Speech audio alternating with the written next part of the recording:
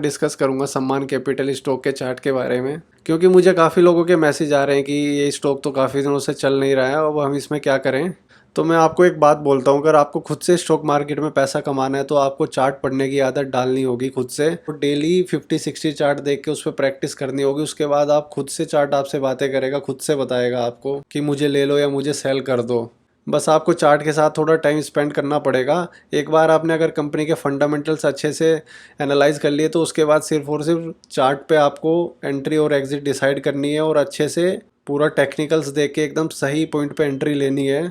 Chart खुद से आपको उस स्टॉक के ओवरऑल सेंटीमेंट के बारे में बताएगा। अगर इसमें देखें तो यहाँ पर इसने अपना 28 मई 2021 को अपना ये हाई बनाया था। उसके बाद स्टॉक ने नीचे आके एक बॉटम बनाया, फिर थोड़ा सा ऊपर गया और फिर से वापस ये बॉटम बनाया। तो अगर आप ध्यान से देखेंगे तो ये एक डबल बॉटम पैटर्न बना यहाँ पे।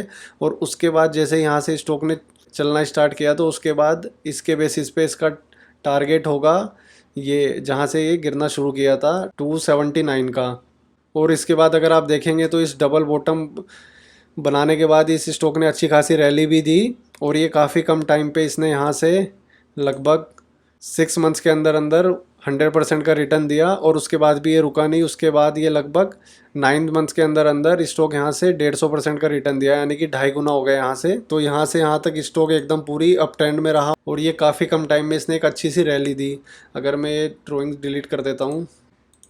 अब जैसे ही स्टॉक ने इतने कम टाइम में इतनी अच्छी रैली दी तो कुछ लोग यहाँ पर फिर फोमो में एंटर करेंगे, ये सोच के कि कहीं हम लोग ये रैली मिस ना कर दें। और क्योंकि अभी तो स्टॉक में रिटर्न आना बाकी है और लगभग 35% अवे अपने टारगेट से। और कुछ लोग यहाँ पे जल्दी पैसा बनाने के चक्कर में भी एंट्री कर देंगे और अपना सारा पैसा एक ही स्टॉक में लगा देंगे।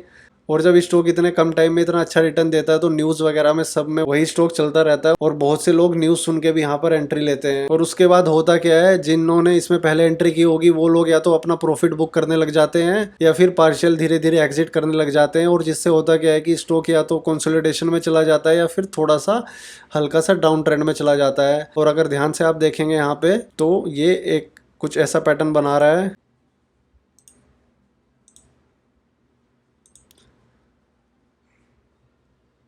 और एक ऐसा पैटर्न बनता है और इस रेंज में स्टॉक ऊपर नीचे ट्रेड करने लग जाता है और इसको बोलते हैं फ्लैग। और ये पूरा एक पैटर्न बनता है पोलैंड फ्लैग।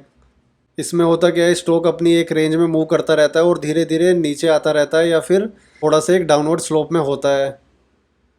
अगर पोल एंड फ्लैग पैटर्न में आपको दिखाऊं तो ये ऐसा कुछ होता है। और जिन्होंने इस स्टॉक में फोमो में या फिर बिना सोचे समझे इन्वेस्ट किया होता है वो धीरे धीरे इस रेंज में उनका पेशेंस जवाब देने लगता है और वो धीरे धीरे निकलने लग जाते हैं। कोई यहाँ पे निकलता है, कोई यहाँ पे, जिसका जितना पेशेंस लेवल होता है वो धीरे धीरे यहाँ पे निकलते रहते हैं, क्योंकि इतना पेशेंस नहीं रख पाते और सोचने लगते हैं कि स्टॉक तो बेकार है। और इसने स्टॉक ने अगर देखेंगे आप तो आखिरी 1 साल में कोई रिटर्न भी नहीं दिया है, तो वो उनकी श्योरिटी और पक्की हो जाती है कि ये तो स्टॉक बहुत बेकार है और इसने कोई रिटर्न नहीं दे रहा है आखिरी 1 साल से।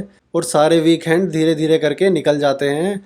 और उसके बाद फिर इस स्टॉक में कहीं ब्रेकआउट आता है और उसके बाद इतनी शार्प रैली आती है कि एंट्री करने का मौका भी नहीं देता और काफ़ी कम टाइम पर अपने टारगेट पे पहुंच जाता है। और इस केस में इसका टारगेट होता है ये जो पोल की डेप्थ होती है, सेम ही इसका टारगेट आता है। ये पोल की जितनी डेप्थ होती है तो लगभग इस हिसाब से इसका टारगेट होएगा 278 के आसपास। अगर यहाँ पे कहीं पे इसका ब्रेकआउट आता है तो इसका टारगेट लगभग 278-86 के आसपास आएगा, जहाँ से इस स्टॉक ने गिरना शुरू किया था। और अगर आप इसका बुक वैल्यू देखेंगे तो बुक वैल्यू भी लगभग 268 उसी के आसपास है। अब अगर आप सोचेंगे कि इसमें ब्रेकआउट ही क्यों होगा, यहाँ पे ऐसा भी तो हो सकता है कि ब्रेक डाउन हो जाए और स्टॉक नीचे आ जाए।